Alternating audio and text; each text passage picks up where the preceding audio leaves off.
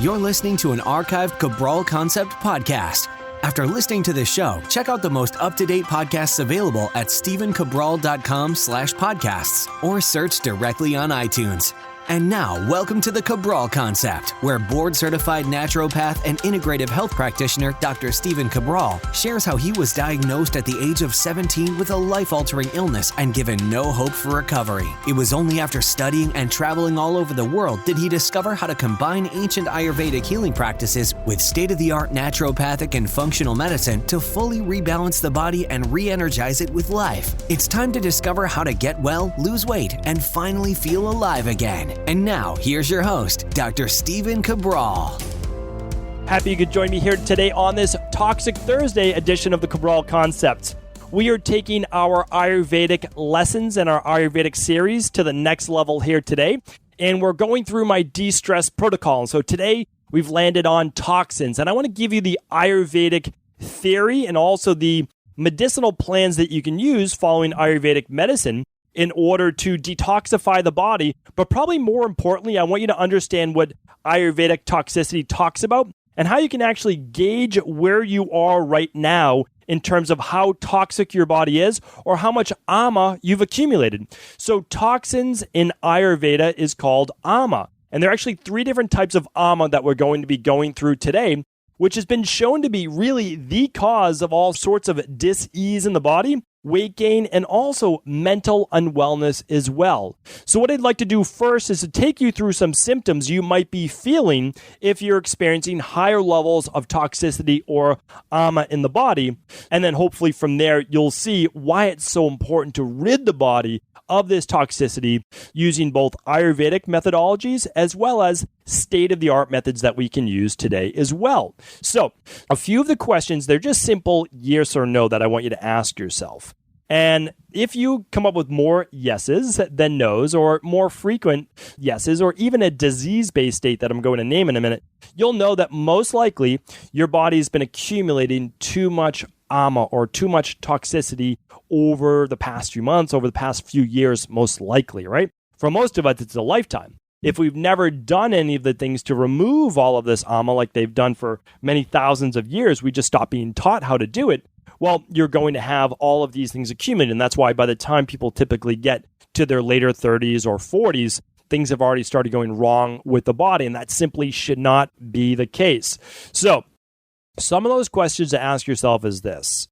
How often do you catch a cold? Is it multiple times throughout the year? You know, the average adult, a couple times a year, they get a cold. Is it more than that for you? And do you get better quickly on your own within about 3 days, maybe 4 days? Or does it take you weeks or even longer? Also, the second one is this. Do you feel depressed or do you feel low energy, exhausted? You know, if you have lower mood, that is ama of the entire body affecting the brain, the mind, the neurotransmitters, serotonin, dopamine, all of that. What about become easily exhausted, really fatigued or worn out? How about overall inability, I would say, to exercise? Meaning when you go to exercise, do you get totally wiped out as well? So really can only just do a little bit of walking. Or what about with digestion? Do you get bloating after eating? Or do you have any gas or burping, acid reflux? Any of those things would show weak agni, which is the opposite of ama, weak digestion. Any constipation, any loose stool? Do you feel kind of weak, your body overall weak? Or how about cold hands and cold feet, right? Poor circulation. Really, really important. What about when you first wake up in the morning? Are you groggy or are you ready to start the day? So those are some of just the factors of feeling like you might be accumulating toxins. Basically, it's in Ayurveda, it's more of the kapha base, right? So it's more, again, we're not talking about body types now. We're talking about the actual dosha, which just doesn't mean body type. It's more of the sluggishness, right? The overall heaviness of the body. Do you feel lethargic? Do you feel heavy? Or it could be too much vata, which is too much catabolism, a breakdown and weak. So some of the dis-eases of the body, when the body's accumulated too much toxins, we see it as heart-based conditions or atherosclerosis. We see elevated blood sugar or diabetes. We see rheumatoid arthritis or a lot of autoimmune-based issues. We see H. pylori or IBS or Crohn's or colitis or candida overgrowth or SIBO. How about eye-based issues like glaucoma? An increase of liver enzymes or cholesterol or triglycerides. gallstones or gout or high levels of urea or uric acid in the urine or blood. Bacterial-based infections. We talked about frequent colds, but bacterial infections or even a lot of viruses running through the body. Tumor formation, whether benign or malignant tumors or cysts. Excessive levels of elevated white blood cells, or I would even say food sensitivities or immune sensitivities like eosinophils or basophils, or maybe elevated levels of, when you run a food sensitivity test, of IgG-based markers, right? Really, really important to look at that. And I would also say do not overlook anxiety, OCD, depression, and other mental health-based issues that can also be from accumulation, a stagnation, which we're going to talk about right now, in the body. So some of the reasons for accumulating all of these toxins, and I'm going to talk about the 3 toxins in a moment, is improper eating. We really never talk about that, but eating a meal before the last meal has been finished or digested, I should say. So people are, and I was taught this as well, and I was taught, eat every 2 hours, keep that furnace fueled, keep burning that body fat. So some of the things that are great for body transformation are not always great for overall health. And if the food is not moved through your stomach properly, you're going to create more ama, more toxicity, weakened digestion. And if that food is not properly digested, what happens is it becomes stickier. It can cause more bacterial buildup, more fermentation, which can actually cause an immune-based reaction in the body as well. So really important to look at. We don't want the candida overgrowth. We don't want the small intestinal bacterial overgrowth, which can lead to the irritable bowel syndrome, irritable bowel disease, all the IBSs and IBDs that you want to associate, which really just means things are irritable down there, right? Well, why are they irritable? Well, candida overgrowth, bacterial overgrowth, gut dysbiosis, some type of intestinal permeability or leaky gut. Really important that we always look at digestion. Stay away from the heavy fried foods. Stay away from the processed sugars and even the processed grains like breads and things like that. Again, every once in a while as a treat, no problem. Every day, not a good idea. Excessive of all of those processed foods, really, really important to look at. I would say another one is drinking cold beverages at meals. You're trying to digest food. You're trying to keep your stomach a nice fiery pit, right? It's supposed to be. Stomach acid somewhere around a 2 or a 3 pH, right? Really low acid in the stomach. And that's important. A lot of people talk about acid and alkaline. Well, in the stomach, it should be acidic when eating. And that's so you can burn up your foods, that you can break down all of the proteins very, very well. And that's why a lot of people trend towards, more of a vegan-based diet because they can't digest the proteins. Well, if you want to move towards a vegan diet, fine, no problem at all. I can support you on that. But not because you can't break down proteins. That's not a good sign. Be able to get your body able to break down all sorts of different proteins. So very important that we don't drink cold water at meals. You can have your beverages 30 minutes before, about 60 to 90 minutes later, but they should not be cold. Ideally, just in general, not cold fluids unless you're outside, you're sweating, it's hot, no problem. I understand that works. But around meals, hot ginger tea or just room temperature water just to sip on, no more than a glass or so at a meal is totally fine. Okay, we'll be talking about that ginger tea in a moment. Also, making sure that you get enough sleeping, that you're not eating too close to bed, that you try to lie on your left side if possible to aid in digestion if you eat within an hour or 2 of bed, right? Try to keep the eating, though, 2-3 hours before bed. We want to make sure that we do exercise to move our body. That can allow toxins to accumulate if we're not doing that, right? And also, if we're overly stressed about anything, it could be we have unresolved trauma from earlier in our life, or we're going through emotional upset right now because of work or relationships or school or whatever it might be. All of those things can lead to ama or toxins in the body. Now, of course, let me go through the 3 ways that we accumulate toxin. I want to go through each one very, very specifically as well. So when we're looking at ama, we're looking at 3 main types is what Ayurveda looks at it as in terms of. And the first one, we're looking at it predominantly through improper food. And I went through a lot of that right now. It's eating, really more than, I would say maybe 3-4 times per day, every 3-4 hours maximum, allowing our bodies to properly break down the food, allow the blood sugar to come back down, tap into body fat if we're just at rest, and really just basically mobilize and move everything through the body. Make sure we're having 1 bowel movement, maybe 2 or 3, max a day for bowel movements, and that we're not constipated, so that we're constantly eating the food, breaking it down, absorbing the proper nutrients, and then eliminating all the waste of what we don't need. That is a proper working digestive system. If you have any health issues, or if you have any weight gain issues, or you're not aging as gracefully as you would like, you have to start with the digestive system. Your digestive system has to be on point. It's more important than anything else. And here's why. If your digestive system is not working as well as it should, you can't absorb all the great minerals and vitamins and amino acids and everything else that you need, right? From your food. So that's why when we work with people on a private level first, the first thing we do is make sure that their digestive system's in tune. And we work on diet, the food they're eating, and supplementation. The supplementation is simply to replace what they're missing that they can't break down yet because their digestive system hasn't improved. It takes a couple weeks. It doesn't happen overnight. And then they can move predominantly just all towards food. So work on that first. Then we work on everything else, essentially, because that comes first. Remember, your body can't get the raw material to heal itself if it can't properly break down the food. And if you're constipated, well, you're always reabsorbing bacteria and toxins and causing an immune-based reaction. We can't have that. We just can't have it. So we work on that, of course, first. That's the first level of ama in the body, and it's also the most crucial. So when I was overseas in Ayurvedic clinics and hospitals, what we did was we literally sped up digestion. We improved it. We used things such as black pepper or spices with meals, a lot of the curry spices. We would use triphala to get the bowels moving. We would use cascara. We would use senna if we had to. We would do anything to make sure that people were having 2 to 3 bowel movements per day. And also, even if they were loose in the beginning, that was okay because we were trying to get those bowels moving. And then also what we wanted to do was get easier to digest foods. So we did all cooked foods when I was in the clinics, very warm, very nourishing, very, anti-vata, good for the mind, good for the body. And then obviously they were slow cooked, not obviously, but they were slow cooked. And the reason they were slow cooked is to preserve the nutrients and nutrition. But the warming of the food at a slow temperature, just like in the body, or slow heat, would allow you then to not have to use as much energy for digestion. And so they would be partially digested. So that was a really nice thing we would do for people. We would use fresh fruit. That would be raw, of course, but we would cook all the vegetables. And we would also offer fresh pressed juices. That's true of some of the veggies. And very nourishing foods. We wouldn't do any animal protein in the clinics that I was at. Not saying you can't do any, but you do have to have strong digestion for that. And we would do digestive bitters, and we would do ginger and all those great things as well to warm up and start that digestive system.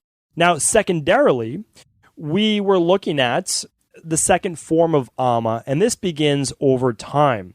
It's called Amavisha, and my pronunciation is, I'm telling you, it's not going to be great, but I'm doing my best here. Amavisha, and this was the second type. And this is when it begins to accumulate at a tissue level. That's when we start to see more of the atherosclerosis and the autoimmune like rheumatoid arthritis and the diabetes-based issues and the weight gain and, all the things that come along with it. As it starts to accumulate at a tissue level, it creates blockages. Well, what does that mean? Well, it means that the lymphatic system isn't draining as well as it should. And again, that could be from a lack of exercise and a lack of sweating and all of those things, movement, right? So, or too much heavy fats, that you're blocking up the lymphatic system. This is why, again, I get worried about people saying that there's no harm in saturated fat and you can eat as much as you want and it's okay to have 70% of your diet fat. Well, it's not from a health perspective. Sure, you can look at it from a body transformation perspective, but not from a health perspective, which means you're just going to run into issues in the long run. And I'm actually like in the anti-naturopathic wellness client business of trying to say, hey, I'm trying to give you things so you don't become a private concierge client, private wellness client of mine in the future, right? I'm trying to get you to do the things now so that you never have to see the doctor. That's what we want. That's the truth. It's funny, but I try to prevent people from actually ever having to come to see me. That would be the greatest goal, is that everyone's healthy and that I don't have a practice because everyone's healthy. What can I do? I just keep teaching. That's what I want to do. So here's what we need to do, though, is we need to prevent, it's called the interstitial milieu, and it's all the fluid around the cells. We need to make sure that's not congested. Right? So what do we need to do? Well, just like we need to speed up the digestive system using things such as digestive enzymes and ginger tea and digestive bitters and not eating the fried foods or the cold drinks at meals or the poor food combining. Again, all of these things, you can literally go to stephencabral.com/podcast and just type in like food combining or type in digestive bitter or type in enzymes. You can literally type in whatever you want. You will find an answer there. Today is episode 958, I believe. So go to stephencabral.com/958 for all the show notes today, all the links. And when we're talking about now the blockages, we want to get the lymphatic system moving. So that means to get rid of the second phase of accumulation of ama or toxins in the body, we want to be doing things like rebounding, even if it's only for a couple minutes if you get exhausted easily, or even just jumping jacks if you don't have a rebounder. If you don't know what a rebounder is, you can go to stevencabral.com/podcast and type in rebound, and you will see all the different things that you can do for jumping up and down and why it's so great for the body, really, for blood sugar, for hormones. It's pretty amazing. But if you don't have a rebounder, which is basically a trampoline, it's a small trampoline. You can keep your house. It's only 3 feet wide. It folds up. You can do jumping jacks. That would work. Of course, exercise works as well. Jump rope works too. So what we're doing is getting that lymphatic system moving. Another one of my favorite ways is sauna, whether it's infrared sauna, near, far, mid, or you're doing a regular Finnish sauna, which is just a dry heat sauna. Now you're doing that to sweat, okay? That's a great thing to sweat out those toxins. And you simply go to the extent that you can do. Somewhere around 120 to could be all the way up to 180 degrees or so. And then it's going to vary based on time. If you want to see all my podcast on sauna, go to stevencabral.com/podcast. You can just type in 19, you'll go to the podcast, or 19 minutes. You'll see amazing research on data on just 19 minutes of sauna and what it can do for your body by decreasing all-cause mortality and also cardiovascular-based issues between 40 and 60%. Absolutely amazing. Or just type in sauna, and you will find all the podcasts on sauna there. So these are ways that you can get the lymphatic system moving and that you can begin to drain or move that lymphatic system. Another great one is massage. Not deep tissue massage, but a Swedish-based massage or even abhyanga, which is a self-massage or dry brushing. And again, by now you know how to look up dry brushing, right? Just go to stevencabral.com/podcast, type in dry brush, and you'll find out all the different ways that you can use dry brushing for your health and to move that lymphatic system. Literally, it'll take you about 90 seconds, maybe 2 minutes before you get in the shower in the morning.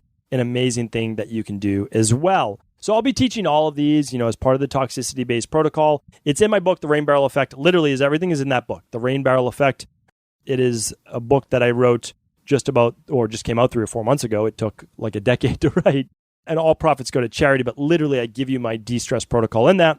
That's the second half of the book. And for those doing the Integrative Health Practitioner course for the general public or to become certified, you'll be learning all of this in depth and you'll get handouts to use yourself or in your private practice that you are going to create or that you have right now. But I always give it to you in the podcast as well. That's what you have to understand is that every day, probably for the rest of my life, I will be teaching in some facet or another.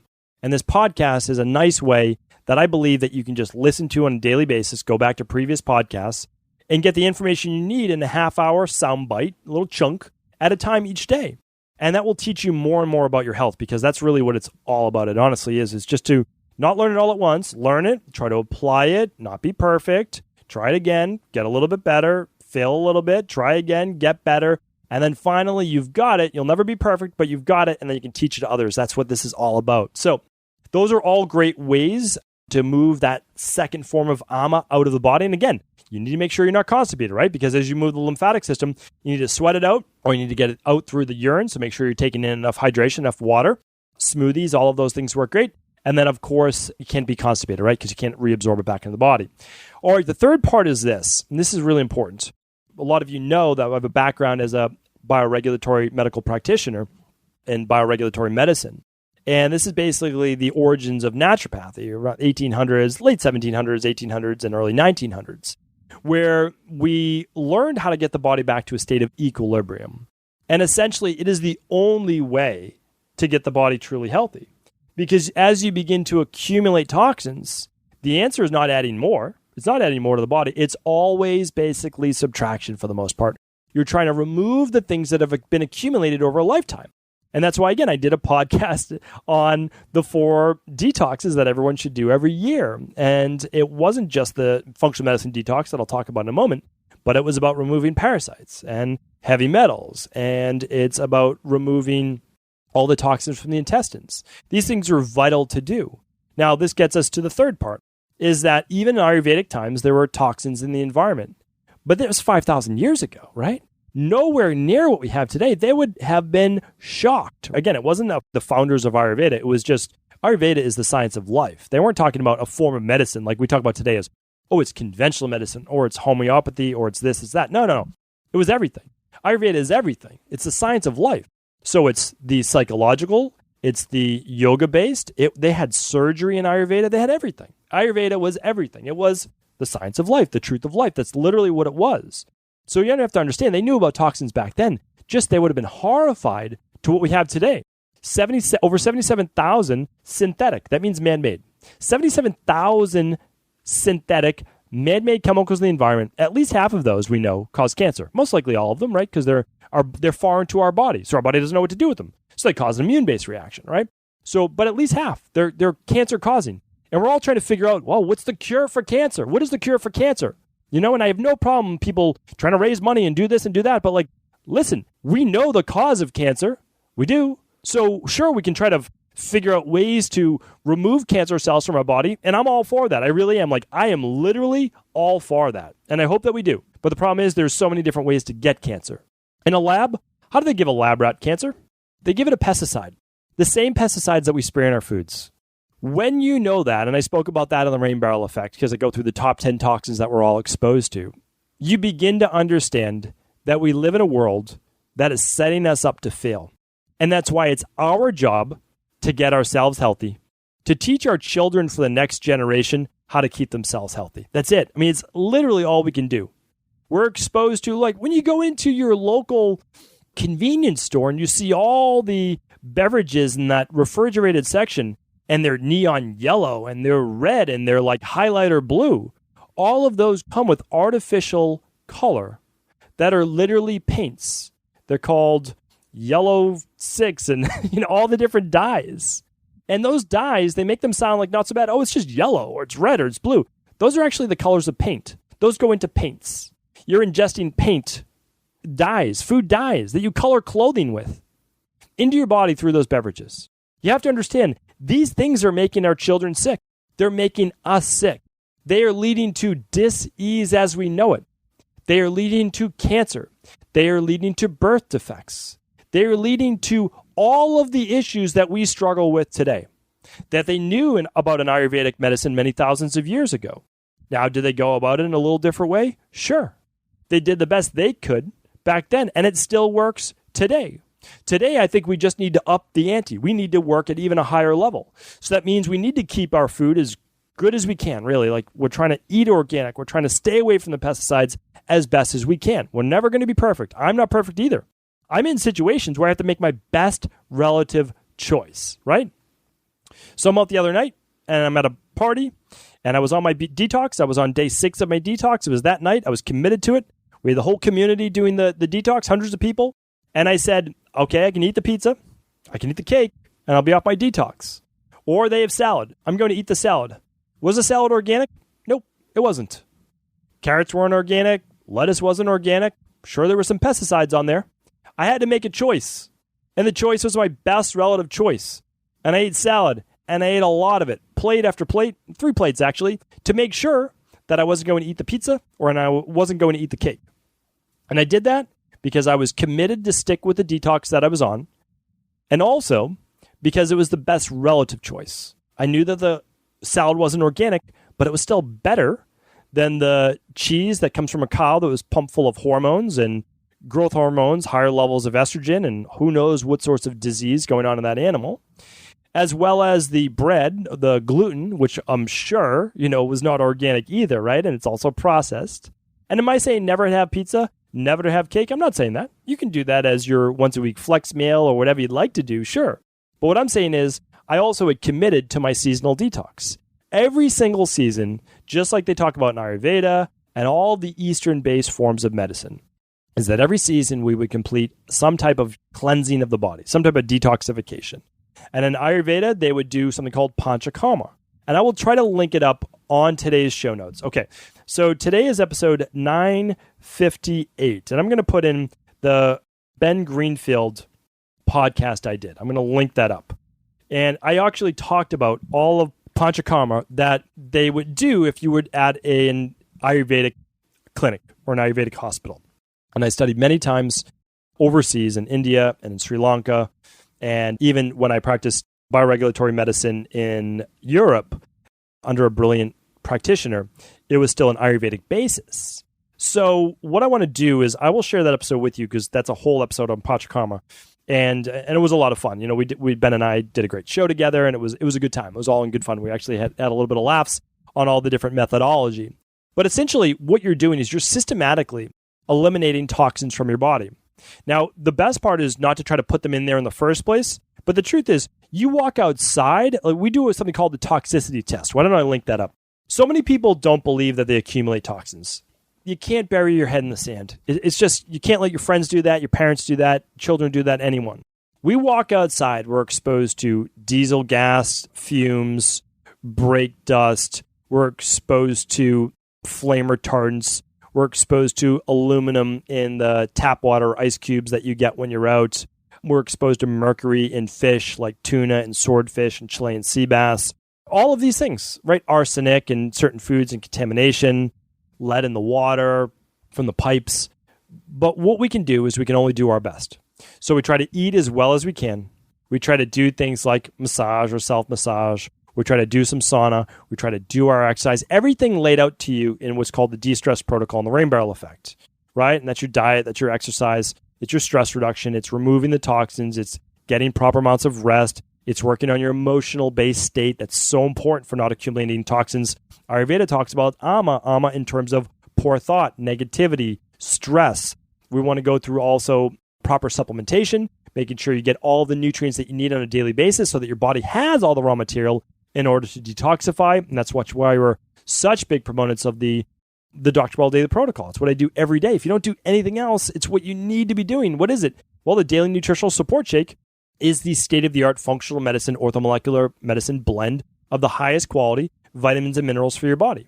It's your B vitamins, it's your vitamin C, it's your vitamin D, it's all the great vitamins, but also the minerals. It's your electrolytes, right, that you need for energy in both mind and body. And then it's also specific super nutrients, we'll say like broccofane, sulfur-based broccofane that helps with liver detoxification. And then when we look at the daily fruit and vegetable blend, 22 organic fruits and vegetables. I know that you're not always going to be able to eat a huge variety of vegetables every day or even every week.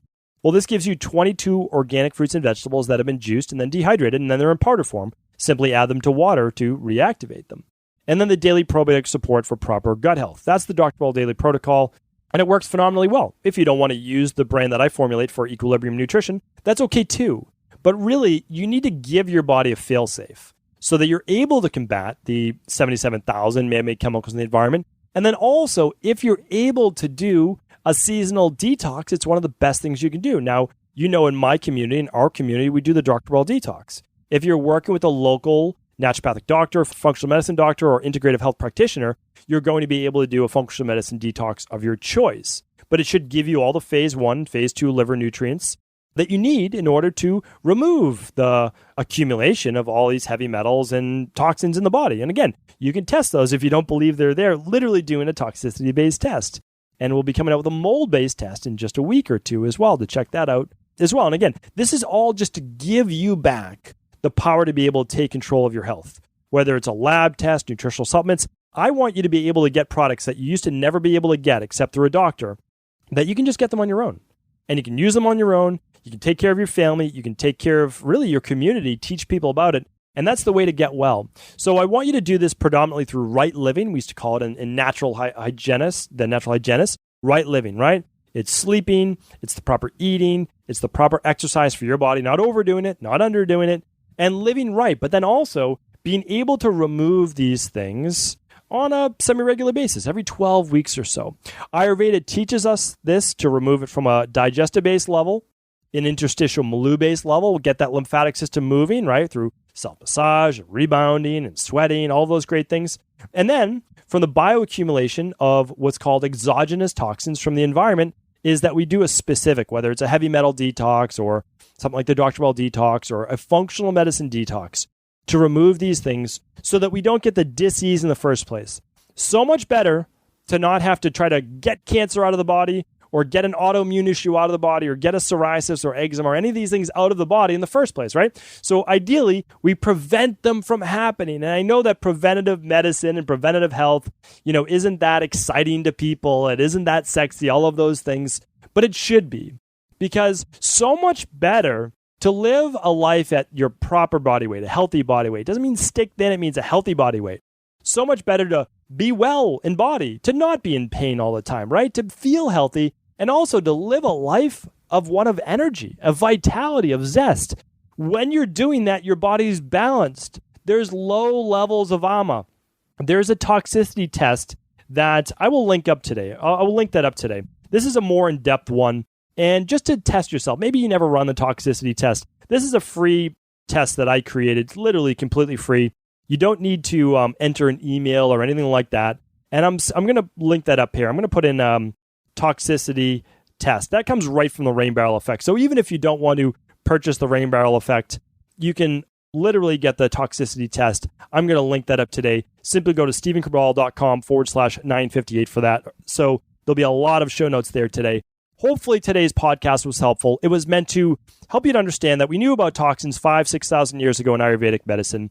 It hasn't gotten any less important. If anything, it's gotten more important, and we can't deny their existence. What we need to do is not be worried about them, simply begin to live right? Live a healthy life, and then do our seasonal detoxification to keep our body healthy and enjoy that, right? The rest of the time, enjoy yourself. Don't be as stringent, but feel good.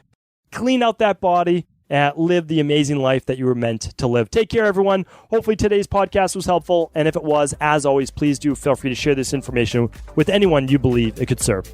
Ever wonder what the best sauna, blue blockers, sleep trackers, wake lights, salt lamps, or other health gadgets are?